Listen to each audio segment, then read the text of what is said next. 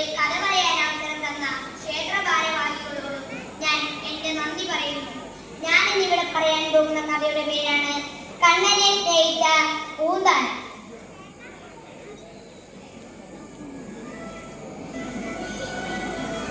കൃഷ്ണ കൃഷ്ണ മുകുന്ദ ജനാർദ്ദന കൃഷ്ണ ഗോവിന്ദ നാരായണ ഹരേ അച്യുതാനന്ദ ഗോവിന്ദ മാധവ സച്ചിദാനന്ദ നാരായണ ഹരേ.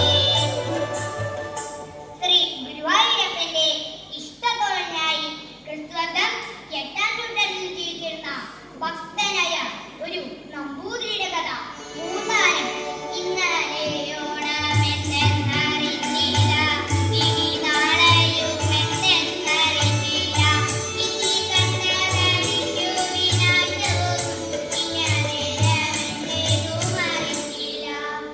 കൃഷ്ണചിന്ത തുളുമ്പുന്ന ഗീതങ്ങളും ഭക്ത്യാധിഷ്ഠിത തത്വചിന്ത പ്രകാശിപ്പിക്കുന്ന കാവ്യങ്ങളും കൊണ്ട് മലയാളികളെ പ്രചോദിപ്പിച്ച കവി പൂന്താനം.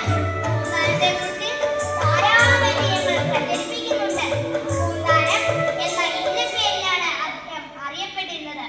മലപ്പുറം ജില്ലയിൽ പെരിന്തൽമണ്ണ താലൂക്കിൽ നെന്മേനി അംശത്തിൽ പൂന്താനം അഥവാ പൂങ്കാവനം എന്ന കവിഗ്രഹത്തിലെ ഒരു നമ്പൂതിരി, ശുദ്ധനായ ഒരു നമ്പൂതിരി.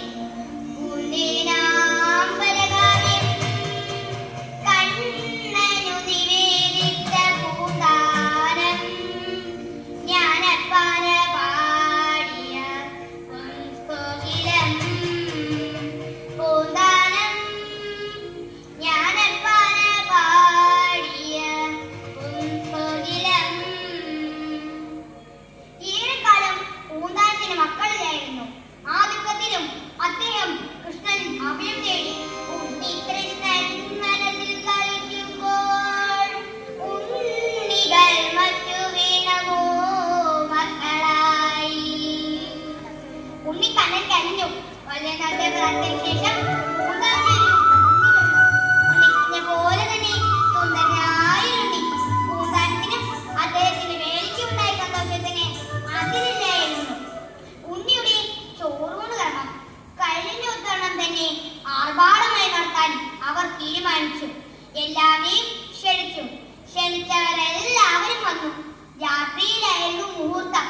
ഉണ്ണിയെ ഒരു ഭാഗത്തോട്ടി കെട്ടിയിട്ട് പൂന്താനത്തിന്റെ പത്നി അതിഥികളെ മറ്റും സ്വീകരിക്കുന്നതിന് വേണ്ടി ഉമ്മറത്തേക്ക് പോയി.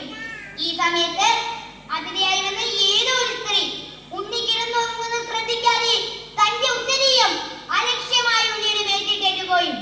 പിന്നാലെ വന്ന മറ്റൊരു സ്ത്രീ അവരുടെ മേൽമുണ്ടൂരി അവിടെ ഇട്ടു. അല്പം നേരം കഴിഞ്ഞ് ചോറൂണിന്റെ മുഹൂർത്തത്തിൽ അല്പം മുമ്പ് ഉണ്ണി എടുത്ത് കുളിപ്പിക്കാനേക്കുന്ന ആ അമ്മ കണ്ടത് തുണിക്കെട്ടുകൾക്കിടയിൽ ശ്വാസം മുറ്റി മരിച്ചെടുക്കുന്ന തന്റെ പൊന്നോമന മോനെയാണ്. എന്റെ മോനെ, നിനക്ക് എന്ത് പറ്റി? കണ്ണു തുറക്കടാ, അവർ വാവിട്ട് വിളിച്ചു. പൂന്താനവും ആ കാഴ്ച കണ്ട് സങ്കടം സഹിക്കാതെ തല തെല്ലിക്കരഞ്ഞു. ആറ്റുനൂറ്റുണ്ടായൊരുണ്ണി, ആയിരം നേർച്ച നേർന്നുണ്ടായൊരുണ്ണി, ആദി സമ്മാനിച്ചു പോയോ നീ ഇന്ന് ആരുമലാം കണ്ണനുണ്ണി.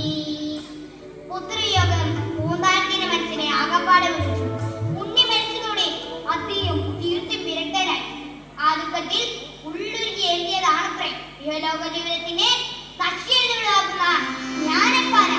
കണ്ടു കണ്ടങ്ങിരിക്കും ജനങ്ങളെ കണ്ണില്ലെന്നു വരുത്തുന്നതും ഭവാൻ, രണ്ടു നാലൂരിനെ കൊണ്ടൊരുത്തനെ തന്നിലേക്ക് നടത്തുന്നതും ഭവാൻ, മാളിക മുകളേറിയ മന്നന്റെ തോളിൽ മാറാ പൂക്കിക്കുന്നതും ഭവാൻ, തോളിൽ മാറാ പൂക്കിക്കുന്നതും ഭവാൻ. കൃഷ്ണ കൃഷ്ണ മുകുന്ദ ജനാർദ്ദന കൃഷ്ണ ഗോവിന്ദ നാരായണ ഹരേ. അത്യന്തം ദുസ്സഹങ്ങളായി വ്യസനങ്ങൾ നേരിടുന്ന കാലങ്ങളിൽ ജ്ഞാനപ്പാണി കേട്ടാൽ മനസ്സിന് സമാധാനം ഉണ്ടാവുമത്രേ. പുത്രയോഗത്തെ തുടർന്ന് പൂന്താനം ഗുരുവായൂരപ്പനിൽ അഭയം തേടി. പൂന്താനം ഗുരുവായൂരമ്പലത്തിലെത്തുമ്പോൾ അതാ അവിടെ ഒരാൾ രോഗശമനത്തിനായി ഭജനയിരിപ്പുണ്ടായിരുന്നു. മഹാസംസ്കൃതനായ വെങ്കത്തൂർ നാരായണ ഭട്ടതിരി. വിദ്വാനായ ഭട്ടതിരിക്ക് പൂന്താനത്തിനോട് അകമേ പുച്ഛമായിരുന്നു. ഒരു ദിവസം പൂന്താനം ഭട്ടതിരിയെ കാണാനെത്തി. ഒപ്പം താൻ രചിച്ച കാവ്യവും കയ്യിൽ. എന്താ പൂന്താനം? ഒന്നുമില്ല, വെറുതെ ഒന്ന് കാണാൻ വന്നതാ. ഓഹോ, കണ്ടൂലോ, എന്നാ പൊത്തൂടെ? ഇല്ല, ഒരു കാര്യം ഉണ്ടായിരുന്നു. എന്താ അത്? ഉണ്ടൊരു കൃതി, അല്ല വികൃതി, എന്റേതായ കൊണ്ടേലും അങ്ങൊന്നതി വിജകൾ തീർത്തു നന്നാൽ കൊള്ളാം. ഭട്ടതിരി പുച്ഛത്തോളം പൂന്താനത്തെ നോക്കി. ഇത് സംസ്കൃതകാവ്യാണോ? അല്ലല്ലോ. വിദ്വാനായി എന്നെ ഈ ഭാഷാകാവ്യം കാണിക്കാൻ താങ്കൾക്ക് എങ്ങനെ ധൈര്യം വന്നു? അതുമല്ല, വിഭക്തി അറിയാത്ത താങ്കൾ എഴുതിയതെല്ലാം അബദ്ധവുമായിരിക്കും. കൊണ്ടുപോയി വല്ല ഭാഷാകാവ്യം കേൾപ്പിക്കും.